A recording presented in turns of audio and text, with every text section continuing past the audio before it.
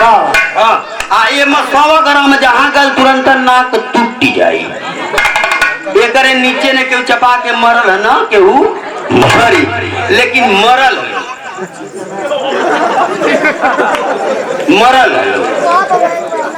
लोग, लेकिन एक नीचे चपा के ना मास्टर साहब कैसे पीछे घिंचा के मतलब तनाव में जे इन्हन लोगन के चक्कर में पड़लू है। ढेर बात ना हुल्ला होता रहा, आगे पीछे लगा लो हमान का अवसर जहाँ कुल मिलता कुछ न कुछ लोग मिली जा रहा, लेकिन आवा छोड़ा हटावा जाता। आदरणीय महोदरणीय आप लोगों से ऋणीय प्रार्थना गुजारिश ऋणीय सिफारिश बिनती ऋणीय। आप सब तू हमसे कहत है कि तू हम शांति बना के आप सबंतु और सोनी कौन भाषा है? आप सबंतु हमसे कहते मतलब आप में सम्मानित लोग उपस्थित है। प्रधान जी नियमर बीटीसी महाप्रधान क्लास टीचर मास्टरों साहब लोग उपस्थित है। आप में हो गईला सभन में हमारे बराबर का तो सीखे के लौकता ना तोरे बड़ा भैया ना केहू ना तमाम अगवा लोग का है ना ये बताओ ये नहीं आके तो ये ना कहती है के भैया ना हम देखा नहीं तू तो खाली बढ़िया ही करेला वो लहू रही 2-4-10 दिन लहू रहे जेठ ना हुआ सभन में हमारे बराबर का तू हंस कहती फुटकरियन के गाली है। एक ईश्वर में तीनों जाने के नमस्कार प्रणाम। ई पार्टी आपके सेवा में उपस्थित ग्राम नरवनी मरैया के धरती से आई है। आप शांति बनाओ पार्टी सरात भरा नंदला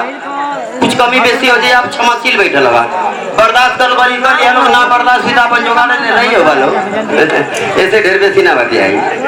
काहे पति उपस्थित है जा एगो आत्मा के शांति खातिर आप सब उपस्थित है पार्टी उपस्थित है। एगो आत्मा का आज लास्ट सेवा मतलब वो आत्मा से हमसे कोनो मतलब ना रही आज के बाद आज भर वो आत्मा के शांति खातिर हम सभी लोग उपस्थित हैं। आइए सभी लोग एक स्वर में मालिक से विनती करेंगे वो आत्मा जहाँ हो सुख शांति अच्छा स्थान मिले। यह लास्ट यह सत्य है मास्टर साहब बताते हैं सत्य है आना जाना सत्य है। संसार में जो आया है उसको जाना है। आगे पीछे लाइन लगे ले क्यों 6 महीना पहले क्यों 6 महीना बाद में क्यों गर्मी में जाता क्यों बरसात में जाता क्यों जाड़ा में जाता क्यों गाढ़ा में जाता नहीं तो बात तो नहीं है बताते हैं। इंसान का टारगेट लगभग कब जाए के तनो बड़ी से जी जाओ चाहे गर्मी हो चाहे बरसात हो चाहे कोनो बेला कोनो समय हो ओके एक हफ्ता में जाए के अतवार से अतवार ले ना ठीक है ना। अब वो आत्मा के शांति का सब उपस्थित है ज्यादा ना कुछ कहती है 4 जनी फिर बारी बारी नंबर लगाओ थी और हमारे से सब लगा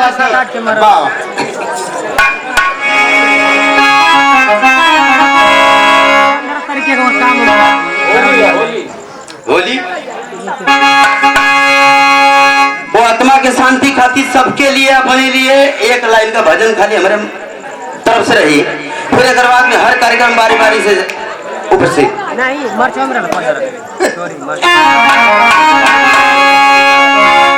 आया है तो जाएगा राजा रंग फकीर कोई बीमारी से चढ़ी चलत कोई बदती जात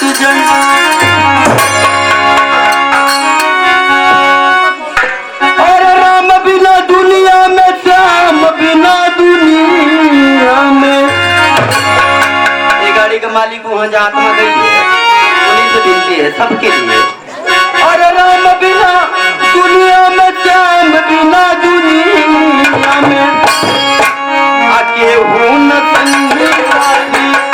राम बिना दुनिया में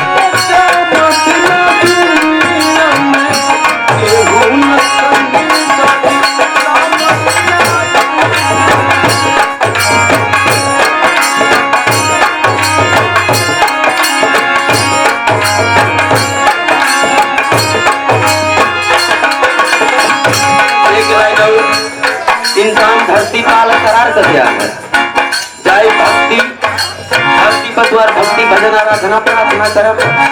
आगे का करब है जैसे करे सुन पाई का करार कैले है बाबा कैला करार करब तोरी भजनिया कैला करार करब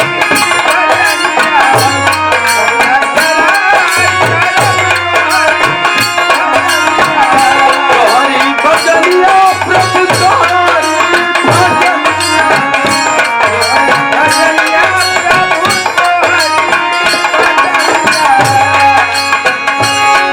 कैला भुला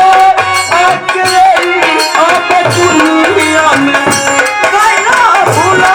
अकेली अब दुनिया में केहू न संगी साथी